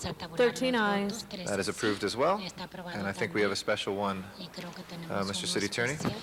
Thank you, Mr. President. I'll recite the facts as presented to me by the maker of the motion for the council's consideration of the adequacy of the findings. Since the posting of today's agenda, council has learned that there will not be enough council members present to constitute a quorum at the meetings that would have been scheduled for next Tuesday, March 27th, and Wednesday, March 28th. Immediate action is required to alert the public that there will not be meetings on March 27th and 28th, and to allow city staff adequate time to notify applicants that their public hearing items will be continued from those dates. Council must first make findings pursuant to Government Code Section 54954.2 before considering the substantive motion. Okay. On the findings, does anybody wish to be heard? If not, let's go ahead and open the roll on the findings, close the roll, and tabulate the vote. 13 ayes. Pursuant to Rule 23, that item is now before us. And anybody wishing to be heard on the item?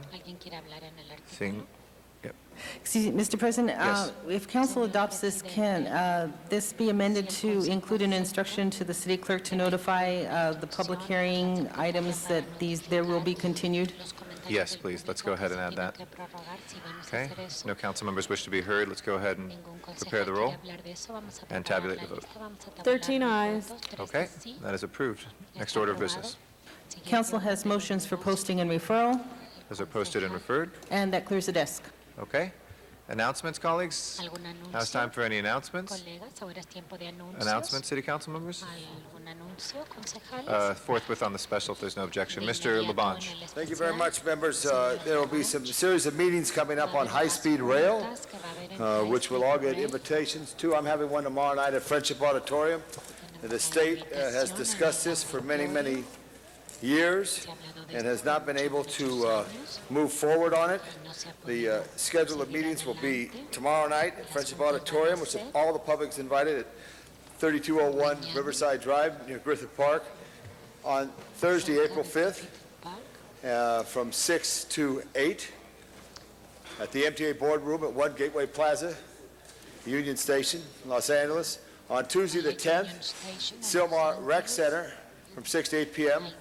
That's on 13109 Borden Avenue in Sylmar.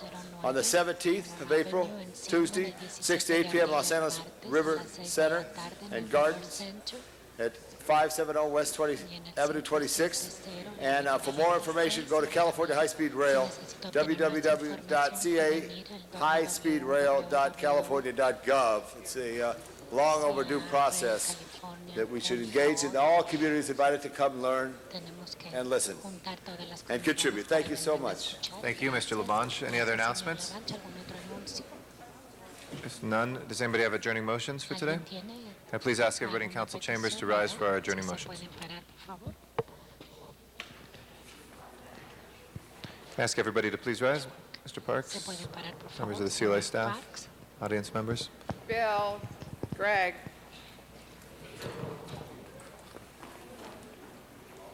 Okay. I'd like to recognize first Councilwoman Hahn. Thank you, Mr. President. I'd like us to adjourn today in the memory of Donna Marie Brunac, who passed away on March 16th at the young age of 57 in San Pedro, where she was a lifetime resident.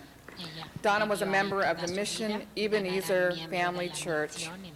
She loved gardening, cooking, entertaining. She was a loving daughter, wife, mother, and grandmother. She was survived by her husband, John, her father, Mattie Demancich, a very good friend of mine, sons, John and Brian, daughters, Kim and Raina, and 7 grandchildren, Joey, Johnny, Sarah, Joshua, Jacob, Timmy, and David. There's going to be a funeral service on Thursday, March 22nd at 10 a.m. at Mission Ebenezer Family Church in Carson. The families asked that if, in lieu of flowers, that donations be made to Trinity Care Hospice, at Little Company of Mary San Pedro Hospital, a scholarship fund at San Pedro Elks Lodge, or the San Pedro Peninsula Cancer Guild. And we will miss Donna. She was a very wonderful member of our community. Thank you very much, Ms. Hahn. Mr. LaBanche. Yes, I'd like to ask we adjourn in memory of Melba Evelyn Croft, who passed away on March 1st. Melba was the author of more than 20 books, including early collection and poetry beginning in 1936. Best known for her historic works that document and index events of the Owen Sound, the life of Canada in the early days.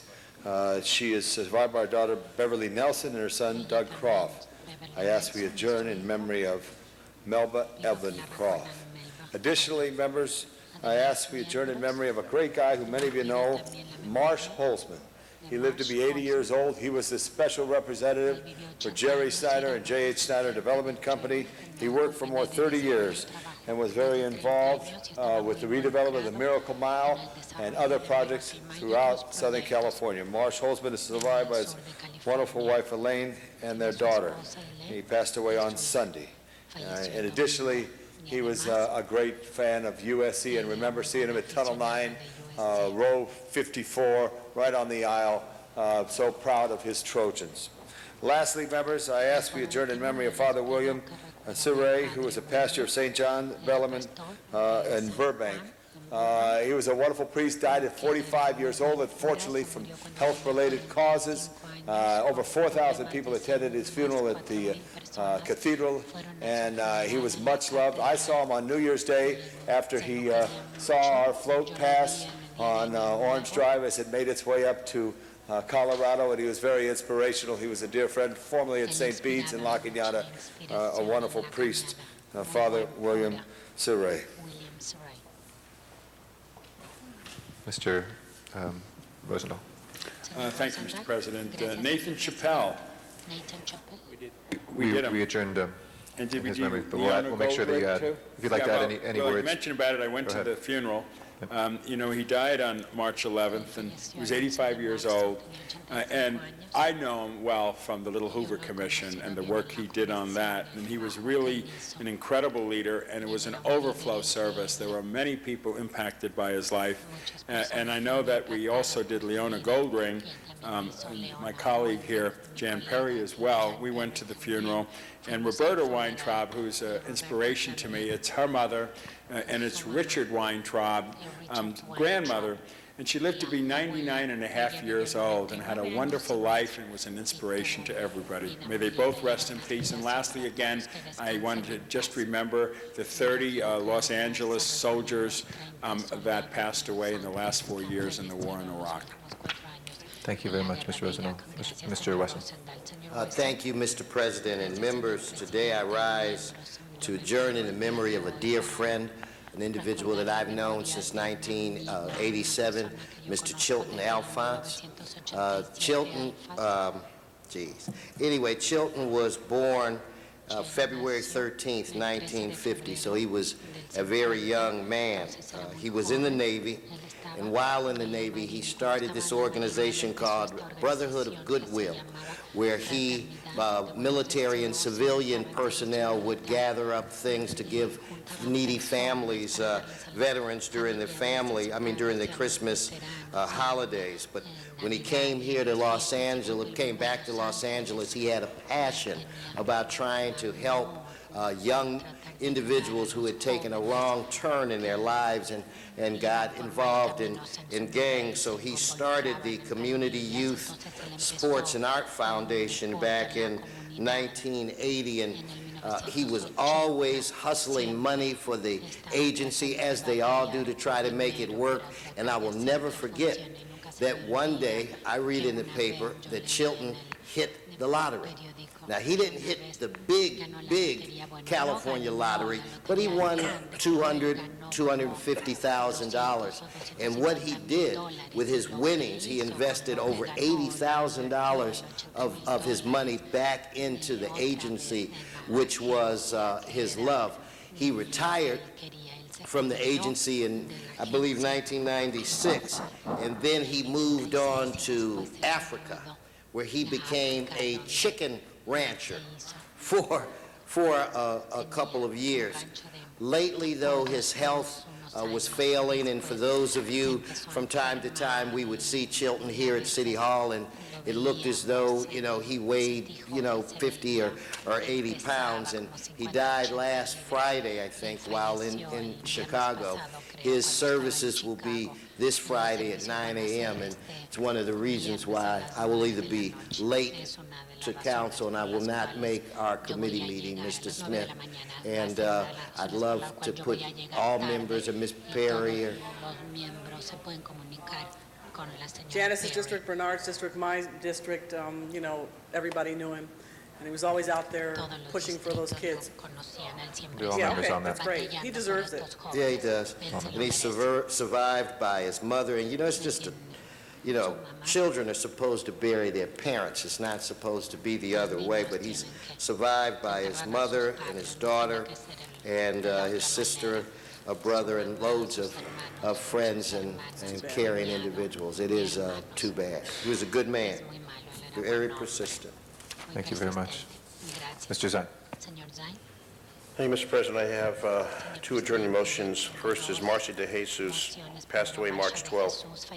Marcia DeJesus was 67 years of age, co-founder of the Los Angeles chapter of Mothers Against Drunk Driving, and whose teenage son was killed by a drunk driver years after she became involved with the group.